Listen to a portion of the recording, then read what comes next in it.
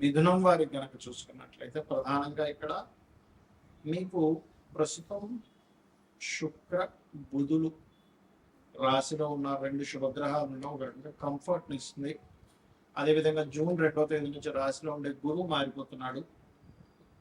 అలాగే 12లో రవి, ఏకాదశంలో కుజుడు మరియు దశమ స్థానంలో శని, భాగ్యస్థానంలో రాహువు, 3వ స్థానంలో కేతువు ఉన్నాడు. ఇక చంద్రుడు 6వ భావం నుంచి మొత్తం 12 రాశులు తిరిగి 7వ భావంలోకి వెళ్తాడు. రౌండ్ తిరుగుతాడు నెలలతో కూడా. మరి ఈ యొక్క గ్రహస్థితి మూలంగా మీకు కలిగేటువంటి ఫలితాలు ఏమిటి, ఏ దేవత ఆరాధన చేయాలి, ఎటువంటి విషయాల పట్ల మీకు జాగ్రత్తగా ఉండాలని అంశాలు చెప్తుంది నేనైనప్పటికీ చెప్పిస్తుంది సాక్షాత్ లలిత అమ్మవారిగా భావిస్తూ ఆ లలితాంబిక అమ్మవారి యొక్క అనుగ్రహం మీకు పరిపూర్ణంగా కలగాలి సంస్కృతిగా కోరుకుంటూ.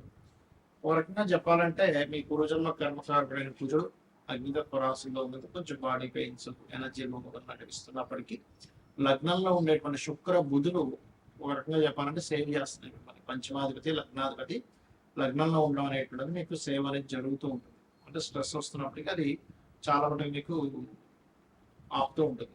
ఎందుకంటే జూన్ 21వ తేదీకి కుజుడు మారుతున్నాడు, కానీ జూన్ 23వ తేదీ వరకు కూడా బుధుడు ఉంటాడు. లగ్నాధిపతి లగ్నంలో కూడా ఆపుతూ ఉంటాడు. ఇది ప్రధానంగా గుర్తుపెట్టుకోండి. అలాగే మరొక విషయం ఏంటంటే ఇక్కడ ధనస్థానంలోకి ధనాధిపతి సహజంగా ధనకారకుడు 10th లార్డ్ 7th లార్డ్ అయినటువంటి గురువు 2లోకి ఎప్పుడైతే వస్తున్నాడో కొంచెం అంటే ధనపరమైనటువంటి విషయంలో కుటుంబ వ్యవహారాల్లో కొంత స్ట్రెస్ ఉంటుంది. మరియు అదేవిధంగా కొన్ని విషయాల్లో ఎలా ఉంటుందంటే కొద్దిగా డిస్టర్బెన్సెస్ కూడా ఉంటుంటాయి. అయితే ఇక్కడ కేతువు 3లో ఉన్నందుకు ప్రధానంగా ఎప్పుడైతే కేతువు 3వ భావంలో ఉన్నాడో ఇది ఇచ్చేటువంటి రిజల్ట్ కొంచెం మీరు ఎవరితోనైనా ఏదైనా అగ్రిమెంట్ చేసుకునేటప్పుడు కొద్దిగా జాగ్రత్తగా ఉండండి. మరియు అదేవిధంగా ఇక్కడ గమనించినట్లయితే ఈ ఈ యొక్క జాత చక్రంలో అంటే మీ లగ్న విద్య చూసుకుంటే కొంచెం కందులు దానంగా ఇస్తూ ఉండండి. మరియు అదేవిధంగా ఈ ఈ యొక్క కుజుడు ఎప్పుడైతే 12వ భావంలో 21వ తేదీ తర్వాత ఎట్టి పరిస్థితుల్లో కూడా ఎటువంటి ఇన్వెస్ట్మెంట్స్ చేయకండి దయచేసి. మరియు అదేవిధంగా పితృదేవత ఆరాధన చేసుకోవడం మంచిది. దశమస్థానంలో శని ఉన్నందుకు కొంచెం అంటే ఉద్యోగ అవకాశాలు వస్తుంటాయి, కానీ కొద్దిగా స్ట్రెస్ కూడా అదే రేంజ్లో ఉంటూ ఉంటుంది మీకు. మీరు నిత్యము చేయవలసినటువంటిది ముఖ్యంగా లలిత అమ్మవారి యొక్క ఆరాధన చేయండి. అదేవిధంగా శనికి సంబంధించిన జపం, శని గ్రహం దగ్గర దీపారాధన చేయడం, కుజ గ్రహం దగ్గర దీపారాధన చేయడం చేయండి. తద్వారా ఏమవుతుందంటే ఇప్పుడు రాశిలోకి శని యొక్క ఎనర్జీస్తో వచ్చిన గురువు ఉన్నాడు, మరియు కుజుడు ఈ లగ్నానికి పాపై ఉన్నందుకు ఒక రకంగా రిజల్ట్ దారిస్తాడు. అక్కడ స్పోర్ట్స్ రంగాల్లో గ్రోత్ ఇస్తాడు. At the same time energy lose అయ్యేటువంటి ఫలితాలు ఇస్తూ ఉంటాడు. బట్ అది ఓన్లీ 21 మే వరకే ఉంటుంది, జూన్ వరకే ఉంటుంది.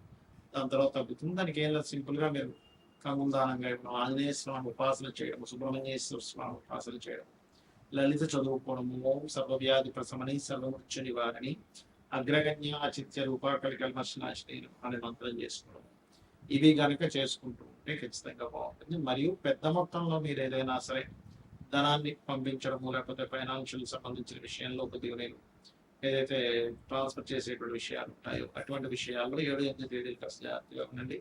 ఉద్యోగ సంబంధించిన విషయంలో పర్టికులర్గా నేను 9-10 తేదీలు కాస్త జాగ్రత్తగా ఉండండి. అనేది చాలా బాగుంటుంది.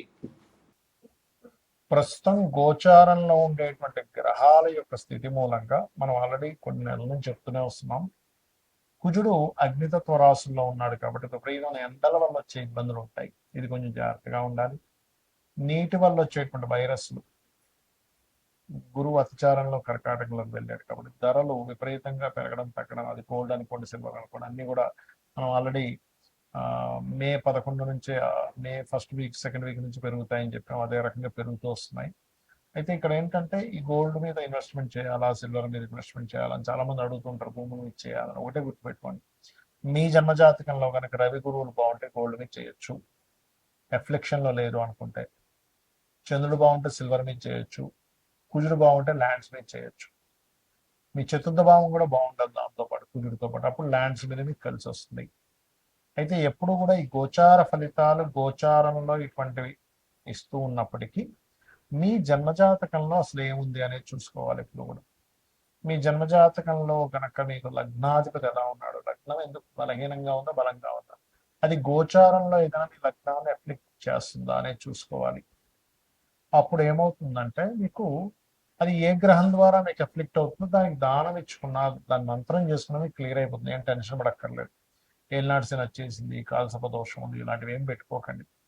మీరు నిత్యము మీరు మీ ఇష్టదైవాన్ని ఆరాధించుకుంటూ నిత్యము లలిత చదువుకోవడము, ఉదయం సాయంత్రం ఏదైనా చక్కగా ఒక ఆలయానికి వెళ్ళడం చేస్తే మీ చుట్టూ మీ ఆరాలో పాజిటివ్ ఎనర్జీ ఎప్పుడైతే వచ్చిందో దేనికి భయపడాల్సిన అవసరం ఉండదు. కాకపోతే ఇక్కడ ఏంటంటే ఆస్ట్రాలజీ ఎందుకుంది, జ్యోతిషాస్త్రం ఎందుకుందంటే మీకు ఒక మార్గం చూపించడం, జ్యోతి అంతే కదండి, వెలుగు, జ్యోతిష్యము అంటారు. కాబట్టి వెలుగునిస్తుంది. అసలు మీకు ధనయోగం ఎందులో ఉంది అనేది మీ జాతకం చెప్తుంది. ఈ మార్గంలో వెళ్తే, ఈ ప్రొఫెషన్లో ఉంటే, ఇది చదువుకుంటే, ఈ వ్యాపారం చేస్తే, ఈ ఈ సమయంలో వ్యాపారం చేస్తే, ఇటువంటి వాటికి సంబంధించిన సర్వీసెస్ లేకపోతే ఉద్యోగం చేయాలనే దాన్ని ఒక క్లారిటీ ఇస్తుంది. అదేవిధంగా మీరు చేసే ప్రయత్నాలు అనుకోండి, మీరు ఉండే డైరెక్షన్ అంటే మీరు ఎప్పుడు గృహం కొనుక్కోవాలి, ఏ డైరెక్షన్లో నివసిస్తే మంచిది అనేది మీ చతుర్థ భావం. సంతానం ఎందుకు అభివృద్ధి అవ్వట్లేదు, సంతానం కలగాలంటే ఏంటి, కలగకపోవడానికి కారణాలు ఏమిటి, కలిగినా ఎందుకు వారు అలా ఉంటున్నారు, దానికి రెమెడీ ఏం చేసుకోవాలని మీ పంచమ భావము. రుణరోగ శత్రుభావం అంటారు. అంటే మనం పూర్వజన్మంలో చేసినటువంటి కర్మలు రుణము రూపంలోని, రోగము రూపంలోని, శత్రు రూపంలో వస్తుందట. దాన్ని మీ ఆరో భావంలో ఉండేటువంటి గ్రహాల యొక్క స్థితిగతులను బట్టి మీరు దాన్ని సెట్ చేసుకోవాలి. అలాగే మరొక విషయం ఏంటంటే ఇక్కడ గమనించినట్లయితే ఈ జాతక చక్రంలో ముఖ్యంగా మీకు అష్టమం అంటే ఆకస్మిక సంఘటనలు, దశమం వృత్తి, లాభం వ్యాపార సంబంధించినటువంటి విషయాలు ఏవైతే ఉంటాయో ఇక్కడ ప్రధానంగా మీ యొక్క పర్సనల్ చార్ట్లో ఎలా ఉంది అనేటువంటి విషయాలను చూసుకోవాలి. అవి ఏమి చూసుకోకుండా కేవలం మీరు ఏలినాటి శని వచ్చేసింది, అర్ధాష్టమి శని వచ్చింది, దాని ప్రభావం ఉండదని నేను చెప్పట్లే. అది ఉన్నప్పటికీ మీరు ఏలినాటి శని ఉన్న ఎవరైనా సరే ఓం అనాకలిత సాదృశ్య చుముక శ్రీ విరాజిత అయిన మహామంత్రం చేసుకోవడము, గోవులకు కాస్త బెల్లము తినిపించడము, మరియు అదే విధంగా మరొక విషయం ఏంటంటే ఇక్కడ గమనించినట్లయితే ఈ యొక్క ఈ నిత్యము కూడా ఎల్నాడు శని ఉండేటువంటి వారు కాస్త శనివారం పూట కాస్త ఏంటంటే నువ్వులు నూనె ఒంటికి రాసుకొని దాని తర్వాత స్నానం చేయడం ద్వారా కూడా మీకు ఎల్నాడు శని యొక్క ప్రభావం తగ్గుతుంది, గుర్తుపెట్టుకోండి. ఇక మీరు ఇంకొక విషయం ఏంటంటే ఇక్కడ మీరు అర్థం చేసుకోవాల్సింది, ఇన్వెస్ట్మెంట్స్ చేసే విషయంలో, విదేశాలకు వెళ్ళే విషయంలో కూడా ఒక సమయం అనేటువంటిది ఉంటుంది. ఎప్పుడు ఇన్వెస్ట్మెంట్ చేయాలి, ఎప్పుడు ఇన్వెస్ట్మెంట్ చేయకూడదు, ఏ సమయంలో ఇన్వెస్ట్మెంట్ చేయడం వల్ల మీకు మంచి ఫలితాలు ఉంటాయి, ఏ సమయంలో ఇన్వెస్ట్మెంట్ చేయకపోవడం వల్ల మీకు మంచి ఫలితాలు ఉంటాయి కూడా ఉంటుంది. అది మీరు గోచారంలో 12వ భావంలో ఏ గ్రహం వచ్చి కూర్చుంది అనేటువంటి చూసుకోవాలి. అది మీరు ఇది సమయం మంచి సమయమా కాదా అనేటువంటి నిర్ధారణ ఇస్తూ ఉంటుంది. ఆ రకంగా చేసుకుని మీకు ఇంకోటి ఏంటంటే ఉంగరాలు ఇలాంటివి పెట్టుకుంటూ ఉంటారు, నేను కాదనట్లేదు, దానివల్ల కొంత ఎనర్జీ, పాజిటివ్ ఎనర్జీ ఉంటుంది. కానీ మీరు ఏంటంటే తెలియకుండా, తెలుసుకోకుండా ఏది పడితే అది పెట్టేసుకుంటున్నారు. అలా కాదు, మీకు మీ జన్మజాతకంలో ఏ గ్రహం మీకు పాజిటివ్ ఫలితాలు ఇస్తుంది, ఆ గ్రహ సంబంధించింది ఇప్పుడు మీకు పెట్టుకోవచ్చా లేదా కొంతకాలం తర్వాత ఆ యొక్క ఉంగరాన్ని ధరించాలా అనేటువంటి విషయం మీ జన్మజాతకంలో నవగ్రహాల్లో ఏ గ్రహం మీకు పాజిటివ్గా ఉందో చూసుకొని దాన్ని పెట్టుకోవాలి. లగ్నానికి శుభుడు పాపి, మనకి శనివర్గ లగ్నాలు, గురువర్గ లగ్నాలు అంటే 2 రకాలుగా ఉంటాయి. కాబట్టి దాన్ని బట్టి కూడా పెట్టుకుంటారు. కానీ దానికంటే అతి ముఖ్యంగా మీరు చూసుకోవాల్సింది మీ యొక్క లగ్నం శనివర్గమైనా గురువర్గమైనా కూడా మీ యొక్క జాతక చక్రంలో మీ గ్రహాల్లో ఏది స్ట్రాంగ్ గా ఉందో చూసుకుని పెట్టుకోవడం వల్ల మీకు మంచి ఫలితాలు రానున్నాయి, గుర్తుపెట్టుకోండి, వస్తాయి కూడా. ఇక నిత్యము దేవతారాధన చేసుకోవడం, నిత్య దీపారాధన చేసుకోవడం చేయండి, మీకు అన్ని విధాలా బాగుంటుంది. శ్రీమాత్రే నమః.